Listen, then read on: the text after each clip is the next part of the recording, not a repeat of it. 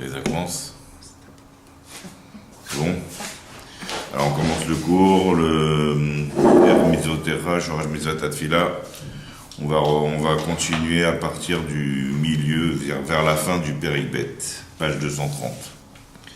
Donc on était arrivé à expliquer la différence qu'il y avait entre les Midot de Hachem, les Korot de Hachem, et Hachem lui-même. Que Hachem lui-même, c'est quelque chose d'infini, d'indéfinissable.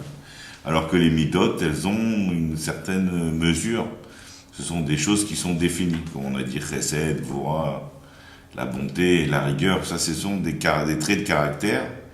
Même si tu veux déshabiller le plus que tu peux et les rendre spirituels le plus que tu peux, comme on avait expliqué la dernière fois, qu'en fait tout ce que la Torah elle parle, elle utilise des mots matériels, mais en fait ces mots-là en fait ne parlent pas de la matière. La Torah elle parle dans les choses spirituelles, et la matière n'est qu'en fait un déchet ou un reflet de tout ce qui est écrit, de tout ce qui existe dans les mondes spirituels. Donc, Ve'afalpi Shiukoach Eloki, donc on est dans la ligne qui commence à partir de Mimenu Yidvarer, c'est vers le milieu de la page. Donc, Ve'afalpi Shiukoach Eloki, bien que le Chesed, c'est un Koach Eloki, c'est un pouvoir qui est utilisé au niveau du divin. Donc, c'est pas le Chesed comme les hommes, ils ont. Un homme, il peut être bon, il peut avoir du chesed, mais même toute la bonté qu'un homme il peut avoir, c'est un chesed qui est limité. Par contre, Akadosh Baruch Hu, lui aussi, il a la mida de chesed, et la mida de chesed, c'est un koach eloki, c'est une expression, comment Dieu s'exprime, qu'il utilise lui-même, mais c'est pas du même niveau que le koach de chesed d'un homme. C'est expliqué dans d'autres endroits, par exemple, au sujet de Avram, comme il a dit, Ve'anochi afar va'efer. Moi, je suis de la terre et de la cendre.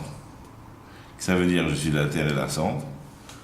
Parce qu'en Chassidut, on explique que Avram, ça représente la mida de Chesed. Mais la mida de Chesed, telle qu'elle était chez Avraham, c'était de la cendre, c'est-à-dire quand tu prends un objet, tu le brûles, il ne reste plus que la cendre. Donc ça, c'était ce qui reste par rapport au chesed de Akadosh Baruch Hu.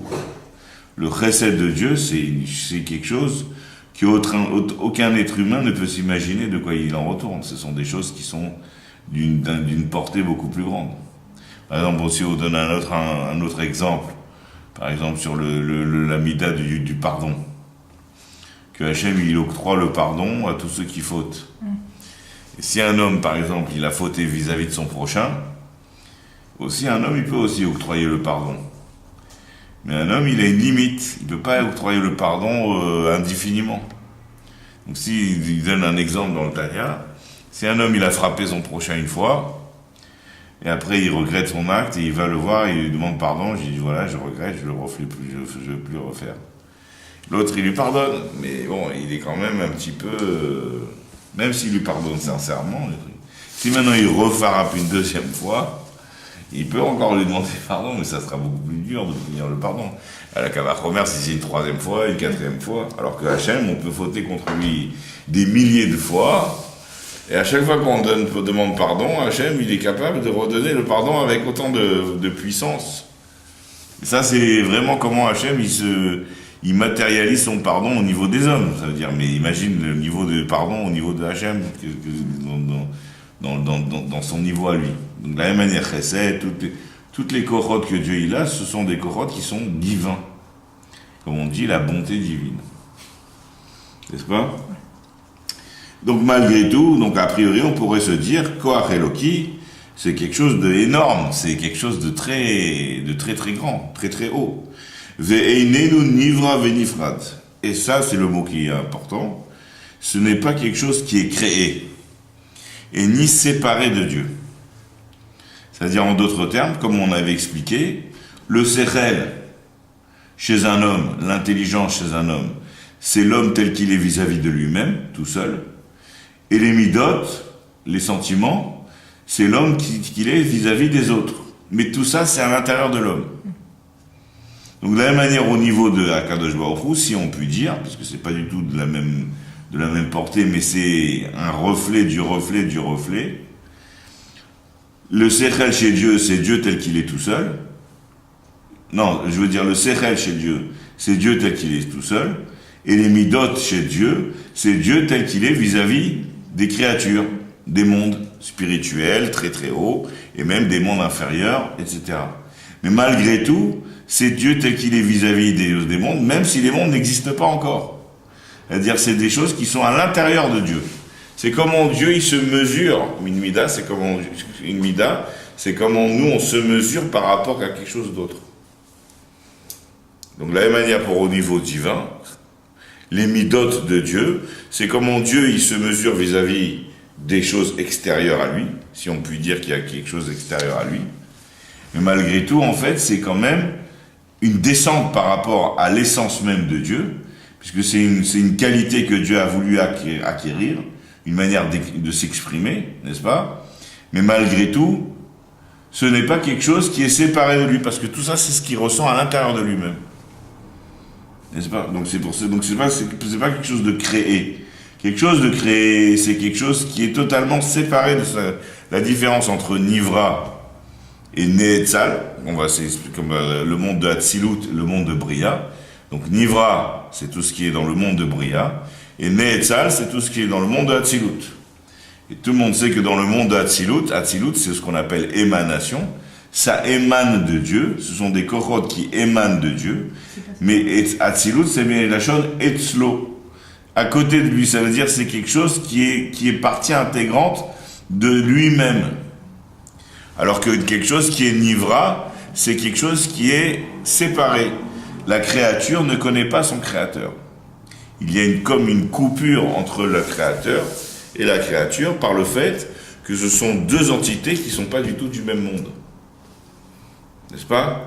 Une créature, c'est quelque chose qui est bien défini, et elle ne connaît pas forcément son créateur, même si elle le connaît, mais en tout cas, c'est quelque chose qui n'est pas de la même nature.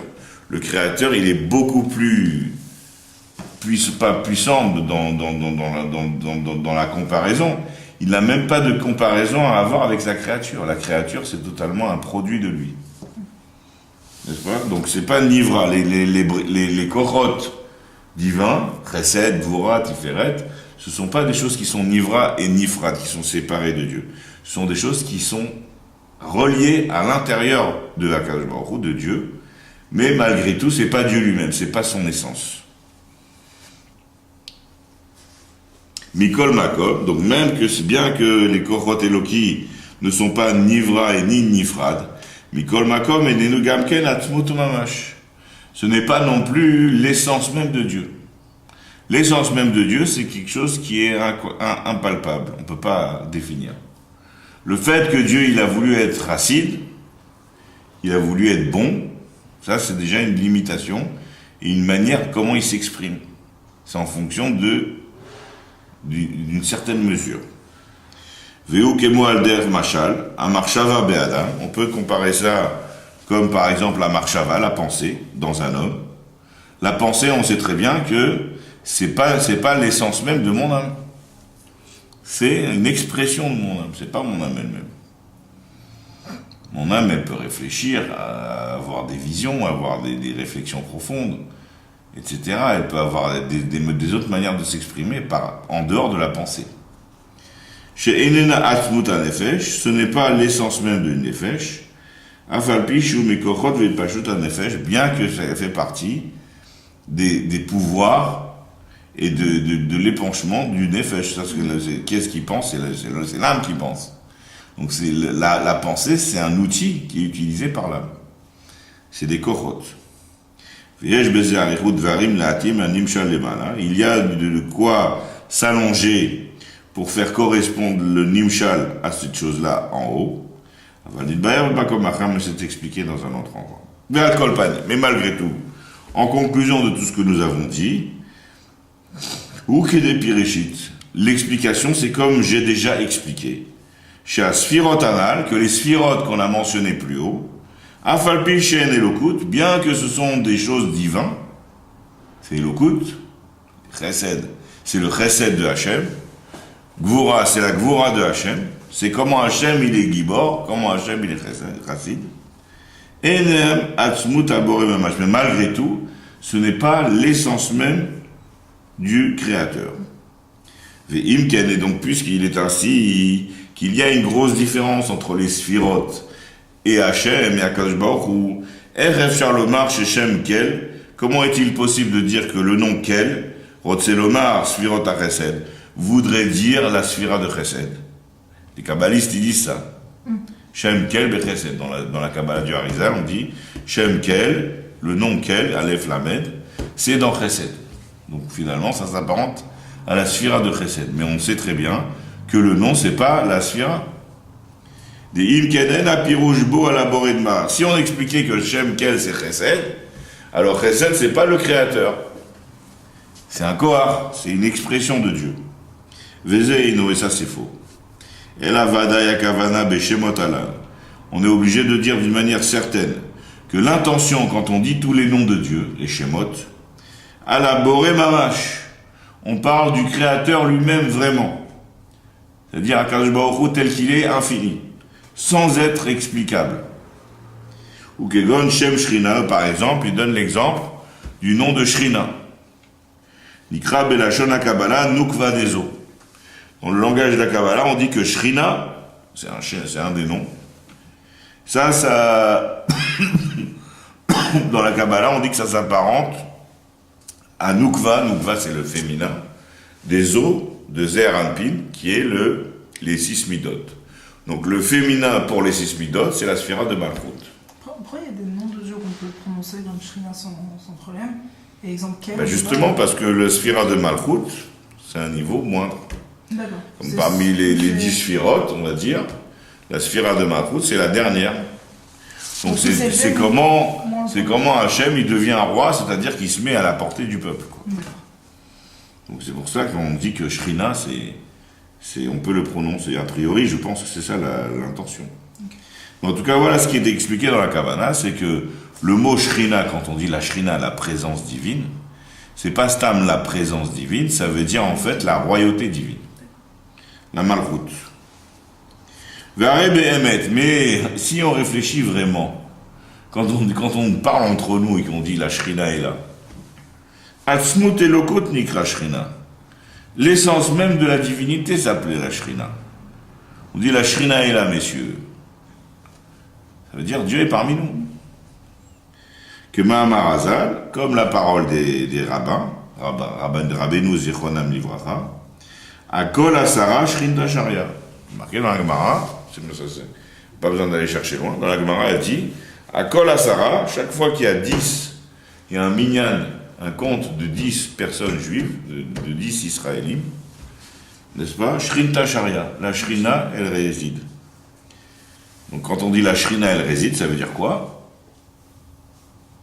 On ne pense pas à la sphère de Malchut, on dit c'est Dieu.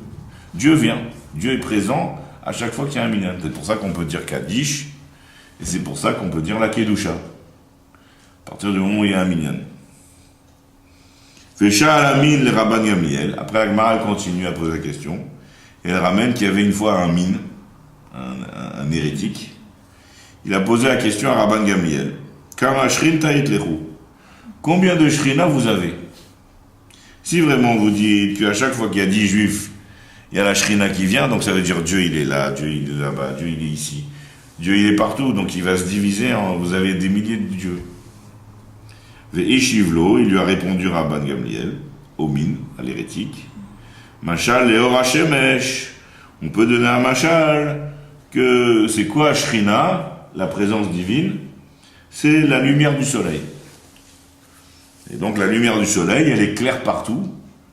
Et maintenant, qu'est-ce qui se passe? C'est qu'on peut comparer ce monde-là comme un monde où il y a un voile qui cache la lumière du soleil, et qu'à chaque fois qu'il y a 10 juifs qui se présentent, c'est comme si on ouvre une fenêtre, on enlève le voile. Et donc il peut y avoir, on enlève le voile ici, on enlève le voile là-bas. Il ne faut pas croire qu'il y a plusieurs dieux. En fait, c'est le même Dieu qui éclaire ici, là-bas, et c'est à chaque fois qu'on ouvre le voile, la shrina, elle est claire. Et si c'est ainsi, Mouvan Mive'e Shivze, Qu'est-ce qu'on comprend de cette réponse de Rabban Gamliel? Chez Shrina, que le mot Shrina, Haïnou, c'est-à-dire, or, une lumière, Vigilou me Ensof Baruch Hu, et un dévoilement de la lumière infinie. Pas le sujet de Malchut, c'est vraiment Dieu lui-même.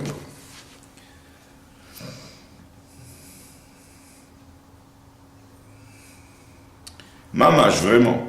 Chez Aor, que quand on parle de lumière, quand par exemple on parle d'un rayon du soleil, un rayon du soleil, il est exactement de la même nature que le soleil. Chez Aor, Me'ein Amaor. La lumière, elle est de la même nature. C'est Me'ein, c'est-à-dire une extension du Maor, du luminaire. Mamash, vraiment.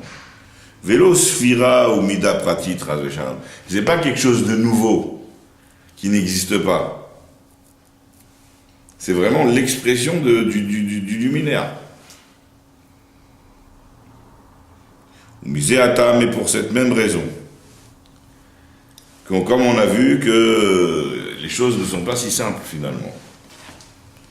Que quand on parle dans la Kabbalah, que Shem Shrina, ça représente le Sphira de Malchut. Il ne faut pas se leurrer et dire que Malchut, c'est Dieu. Dieu, c'est pas Malchut.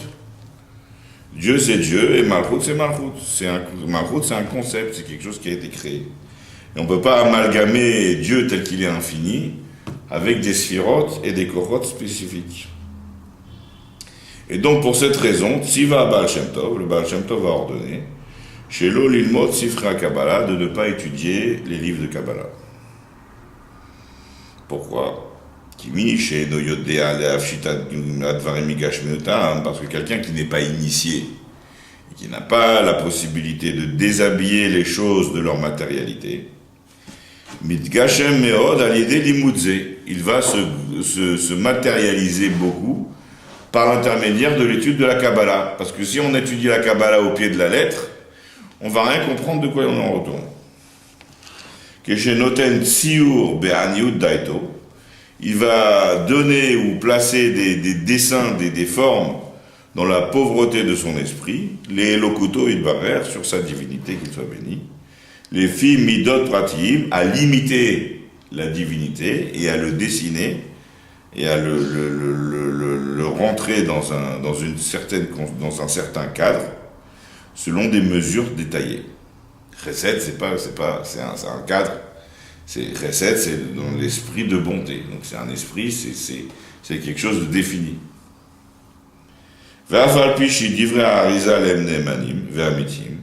Et bien que les paroles du Harizal sont de confiance, Nemanim, tu peux lui faire confiance, le Harizal, il sait de quoi il parle. Et donc c'est sûr qu'ils sont ve'amitim, ils sont vrais, c'est sûr que c'est la vérité. Le Harizal n'invente pas des choses. Il a rapporté des dévoilements très profonds.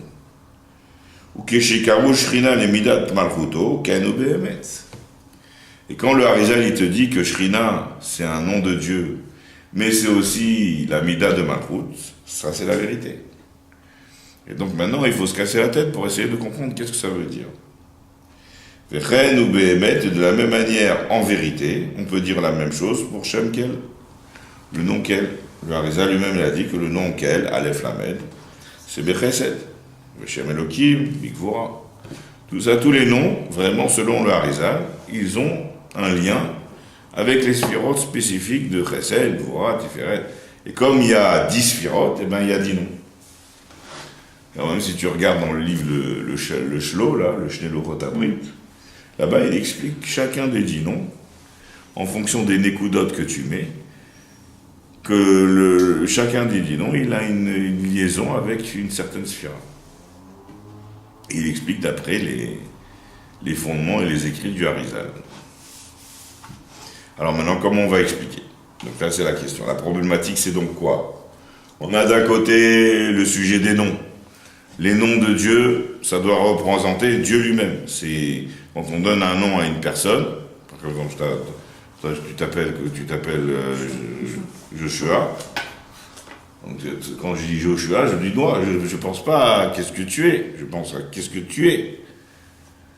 Pas qu'est-ce que tu fais, qu'est-ce que tu es. Or que chesed, être bon, c'est ce que je fais, c'est mes qualités. N'est-ce pas? De la même manière, quand je dis un nom de Dieu, je pense à Dieu lui-même, tel qu'il est lui-même. Pas qu'est-ce qu'il a comme pouvoir et qu'est-ce qu'il a comme qualité. Donc maintenant, on va répondre, expliquer qu'est-ce que on veut dire quand on dit un nom de Dieu. C'est quoi le pshat? Et avec l'éclaircissement des enseignements de la Kabbalah. Donc le sujet des Rod Selomar, qu'est-ce qu'il veut dire? Qu'est-ce qu'on veut dire? Qu'est-ce qu'il voulait dire le Harizal en disant Shem Kel Bechesed, Shem Elokim Bigvora, Shrina c'est Nukva des eaux, etc. C'est Al Prinat Aharat Aboré Idbarer Mamash, Amitlabesh ou Mitpachet Beasfirot.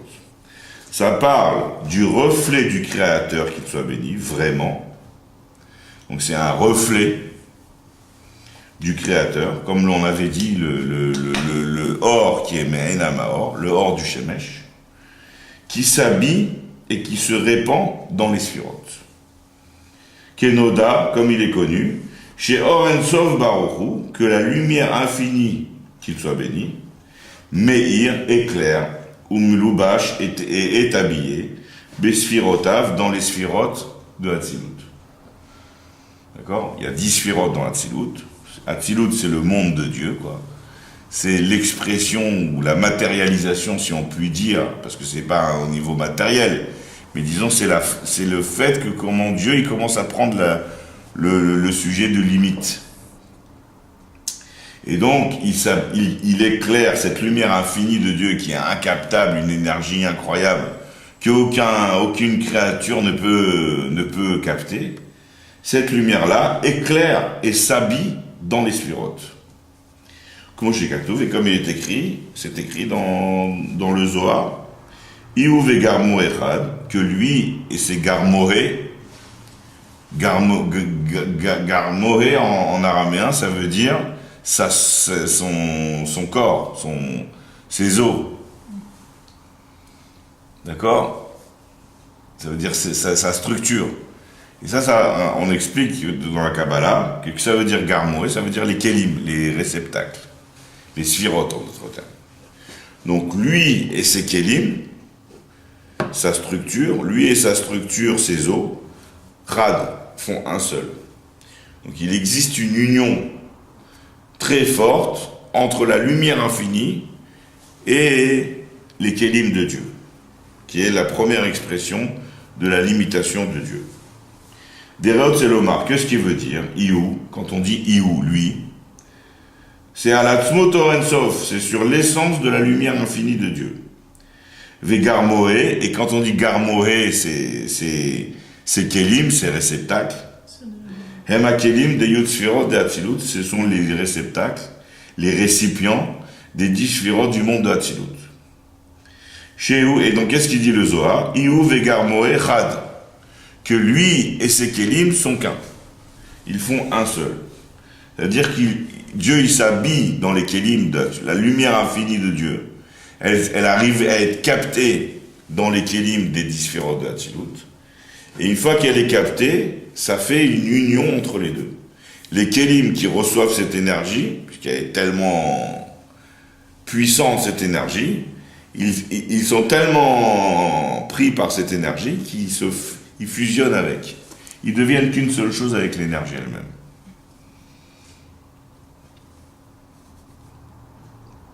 Ve'aor ou me'ina ma'or. Et quand on dit la lumière de Dieu, la lumière infinie, c'est une lumière qui ressemble au luminaire, c'est-à-dire qui est de la même nature.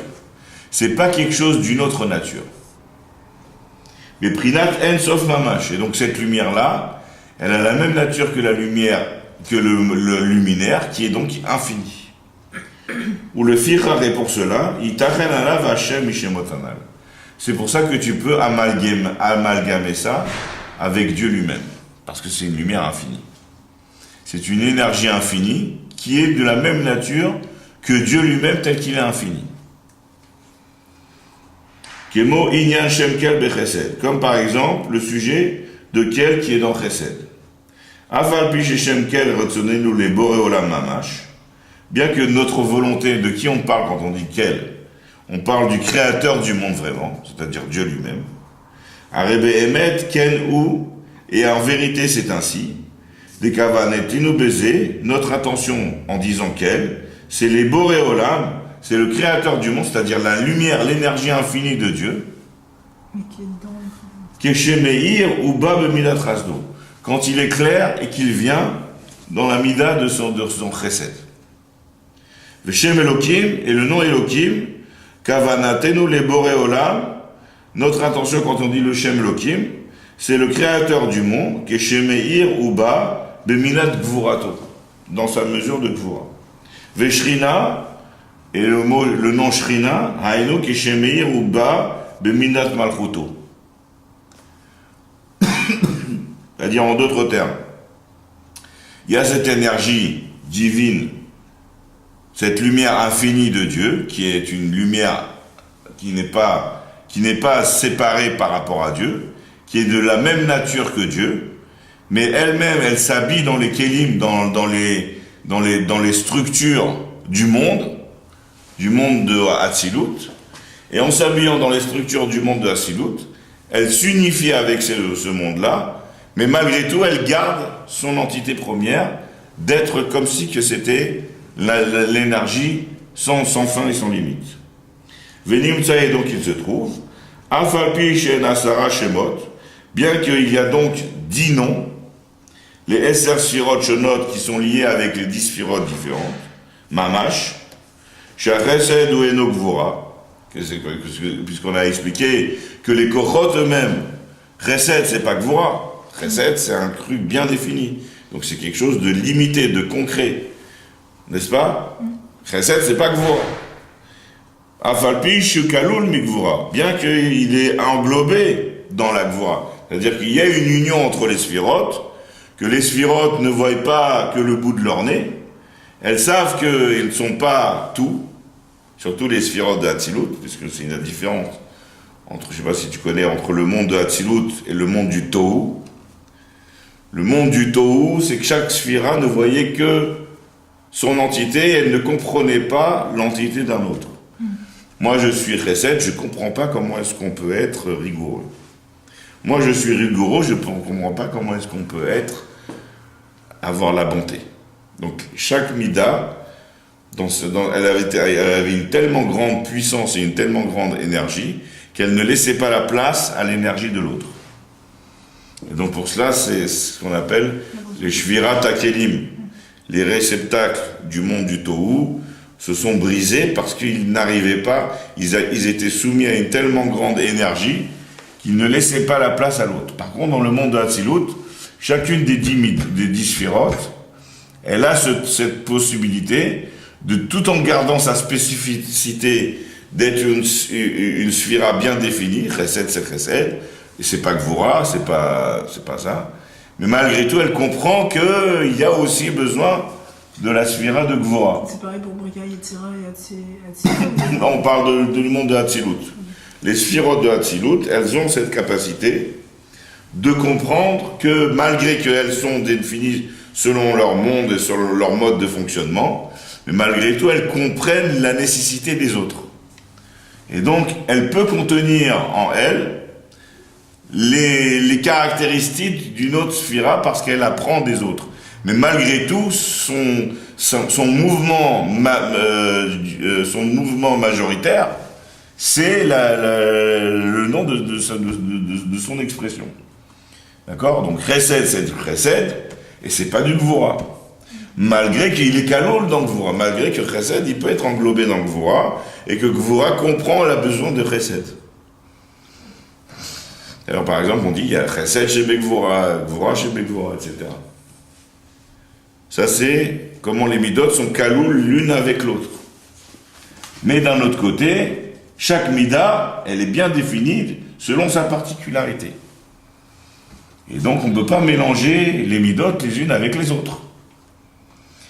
Mais malgré tout, l'énergie qui anime cette mida, c'est la lumière infinie de Dieu, et cette lumière-là garde sa caractéristique propre d'être infinie et de ne pas être contracté et limité par le Kéli.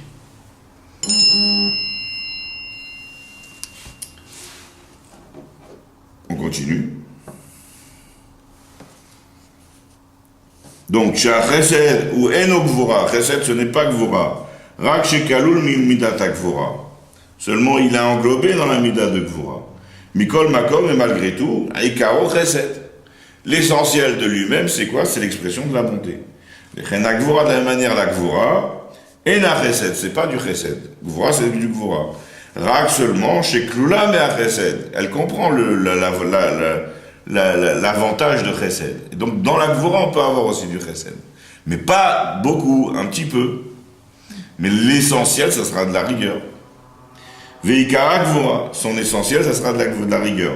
Rien Bishar Kol Midot, de la même manière pour le reste de toutes les Midot, ça sera pareil, le même principe.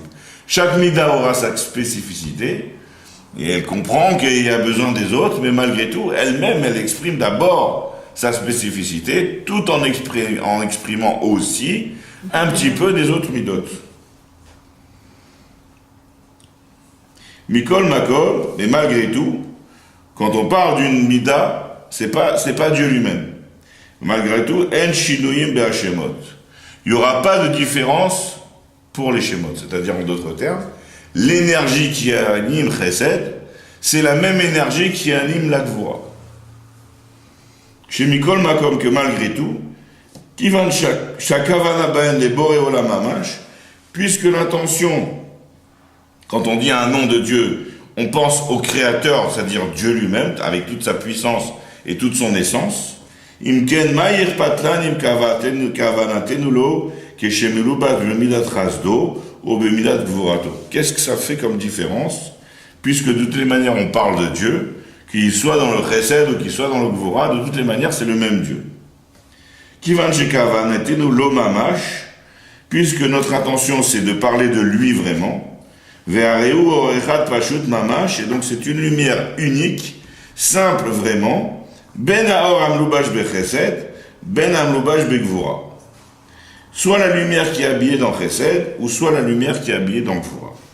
Ve'teida lecha, et il continue, il dit, et sache, remarque aussi pour toi, shemehai ta'ama, pour que cette même raison, amrou, les sages de la Kabbalah, ils ont dit, di achlifu dortayu, que l'énergie qui se trouve dans Chesed, elle peut être inversée et être prise, déconnectée du Chesed, et se mettre dans la Mida de Gvura. C'est-à-dire, en d'autres termes, la même énergie peut animer Chesed et Gvura d'une manière indifférente. C'est comme l'électricité, ça peut être un sèche-cheveux comme un rasoir. Très bien. C'est ça, ok.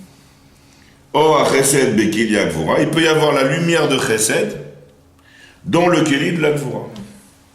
Qui a or en sof atzmo, parce que la lumière infinie de Dieu, l'énergie infinie de Dieu, moufchat, il est déshabillé, ou mouchlal, il est totalement en négation, mais Chesed et Gvura, il n'a rien, aucune expression ni de Chesed ni de Gvura. Ve'arez alder machal, et on peut comparer, si on veut donner un machal, Kemo meler basavadam, comme un roi de chair et de sang, Keshenoten matana lezulato, s'il donne un cadeau à son ami. Pe'amim beyado imani, des fois il peut donner avec la main droite, ou pe'amim beyado asmalit, et des fois il peut donner avec la main gauche. Shiagam shayadanim vudalim zemizé, bien que les deux mains c'est pas les mêmes, c'est pas avec la même main qu'il a donné. Mikol makom, et malgré tout, kulachat, c'est toute la même chose. Kibishnem, parce que soit qu'il donne avec la main droite, ou soit qu'il donne avec la main gauche, Anu Omrim, nous allons dire, Shamel Echlatan, c'est le roi qui a donné. D'accord? Ve'ainu, c'est-à-dire, Al-Pnimiyuto, quand on dit le roi a donné, on ne parle pas de le roi tel qu'il est habillé dans une chose. On parle de le roi dans sa profondeur. Ve'ayad et la main, et Noéla Keli, ce n'est qu'un ustensile, chez Noten Aliado qui l'utilise pour donner. Ve'imken, et donc si c'est ainsi, Afalpi chez Adaïm em Shnaïm, bien que les mains sont deux, Hamelech echadu, le roi est un. Ve'u nafsho ve'sichlo, et ça, c'est qui le roi? C'est son âme et son intelligence. Shiu Chayut Ayadayim. C'est ça qui donne la vitalité aux mains. Ou de la même manière, Afalpi Shea Sfirot Emyud, bien que les Sfirot, il y en a 10. Prinot Mechulakot, de 10 expressions différentes. Chesed, Vura, Chorma, Bina, Da'at, etc. Mikol Makom, malgré tout, à Or En Sof, la lumière infinie, l'énergie qui s'habille dans les Sfirot, Hamid Pachet Betochan, qui se répand à l'intérieur des Sfirot, Echadou, c'est le même. Chez Or En Sof, c'est la lumière infinie, Mamash vraiment. À Boréolam, celui qui a créé le monde, Velo anu mekavenim bekriatenu kel eloka. Et c'est à lui que nous avons notre intention, lorsque nous appelons kel eloka, etc. Veshar kolashemot ayudim lo, et le reste de tous les noms qui sont connus à lui, que o shechinu lo chazal, ou bien que les chazal, chachamim, ils lui ont donné comme surnom. En d'autres termes, ça veut dire, qu'est-ce qu'on a dit pour conclure ce Hot Gimel? On a dit qu'en fait, Dieu, il a une chose qui n'existe pas chez les hommes. Pourquoi? Parce qu'un homme, quand un homme, il donne, il est généreux, il utilise son principe de bonté. La bonté, c'est sûr que c'est pas l'homme. La bonté, c'est un principe qui existe en dehors de l'homme. D'accord? C'est le corps à recette, n'est-ce pas? Un homme qui utilise la bonté, qui exprime le sujet de la bonté, ça devient un homme qui est chassid. Un homme qui exprime le sujet de la rigueur, ça devient un homme qui est gibor. Donc il y a chesed et chassid, il y a gvura et gibor. N'est-ce pas? Le principe, c'est une chose qui est une entité qui est en dehors de l'homme, qui est limitée, qui est bien définie, qui est bien compartimentée. Le chesed, c'est quelque chose de bien expliqué, de bien mesuré, c'est ça. Le chesed, c'est la bonté. La gvura, c'est la rigueur, etc. Chaque mida, chacune des 10 kochot, elle a sa définition indépendante de l'homme. Et l'homme qui utilise ces forces-là, n'est-ce pas, devient appelé avec le qualificatif de la mida qu'il utilise. N'est-ce pas? Mais malgré tout, quand un homme il devient chassid, n'est-ce pas? Qu'est-ce qui s'habille à l'intérieur de ça? Est-ce que c'est l'essence même de sa personne?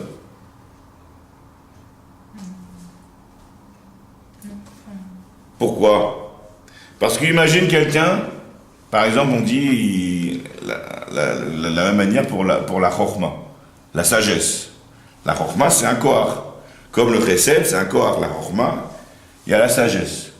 Quelqu'un qui devient sage, et qui utilise le pouvoir de la sagesse, il devient un chacham. Donc de la même manière, chesed, chassid, chorma, chacham.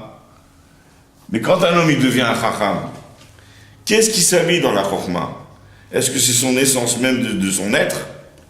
Et si maintenant une personne, elle n'arrive pas à dévoiler, là, il n'est pas intelligent. Quelqu'un n'est pas intelligent. Et si par exemple, moi, on parle de Einstein, Albert Einstein. Comment il s'appelle lui? Il s'appelle Albert. Quand je dis Albert, qui j'appelle? Est-ce que j'appelle la sommité en physique nucléaire ou bien j'appelle la personne?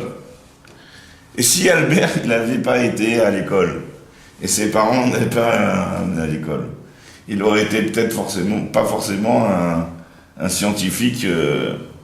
Ça n'empêcherait pas qu'il s'appellerait toujours Albert, n'est-ce pas? Donc quand je dis Albert, qui est-ce que je parle?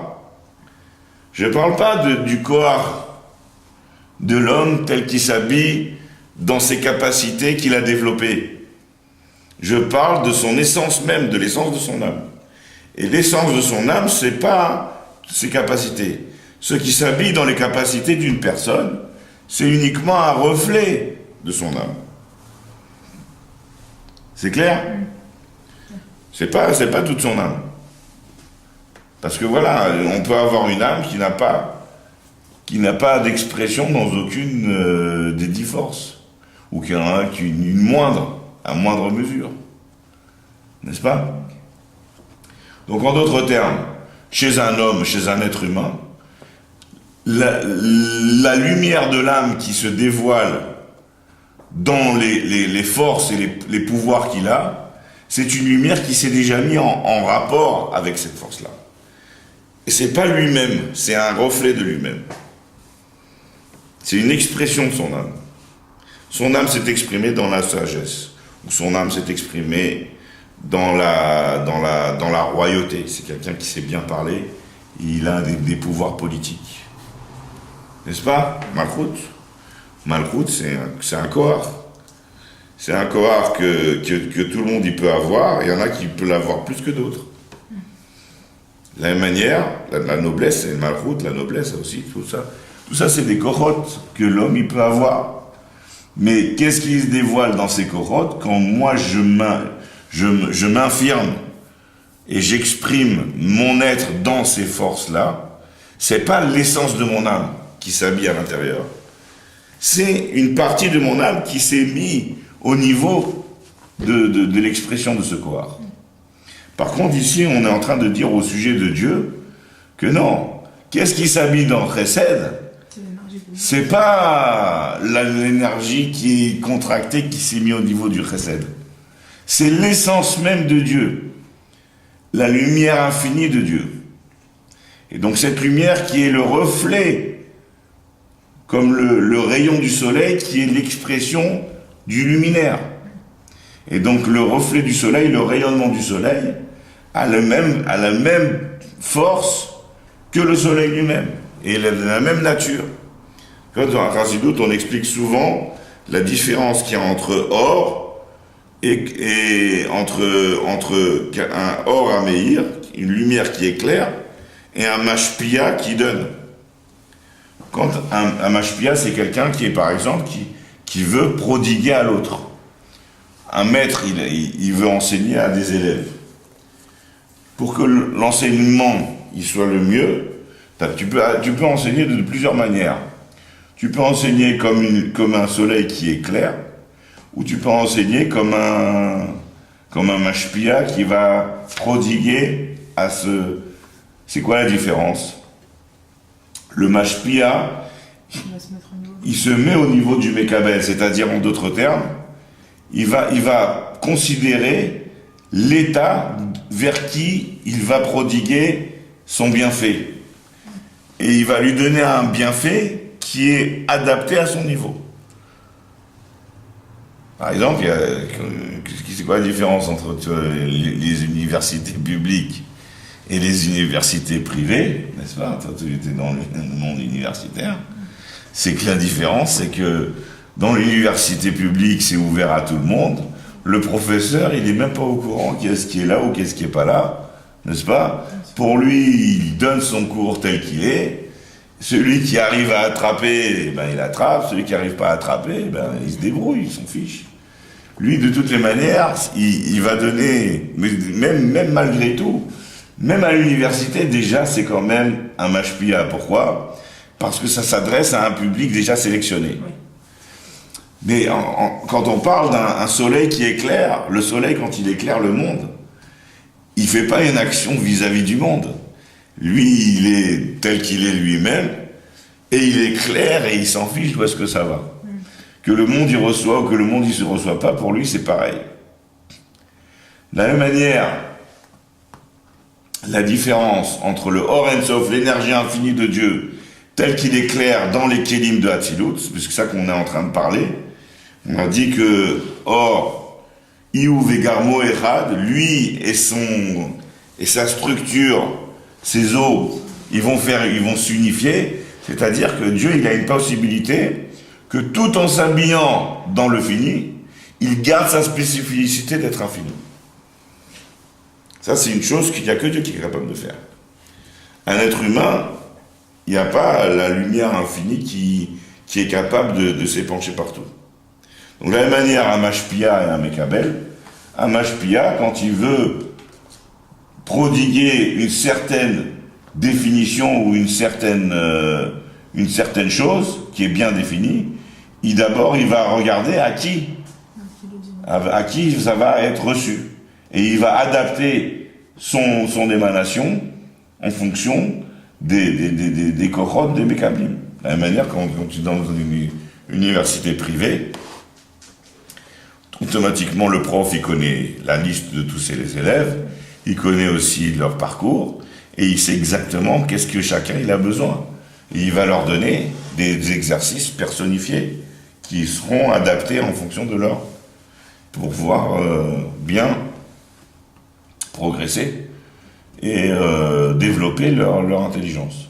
En d'autres termes, qu'est-ce qui se passe? Ça veut dire qu'en fait, le mashpia, il se met au niveau de vers quoi vers quoi il va s'habiller.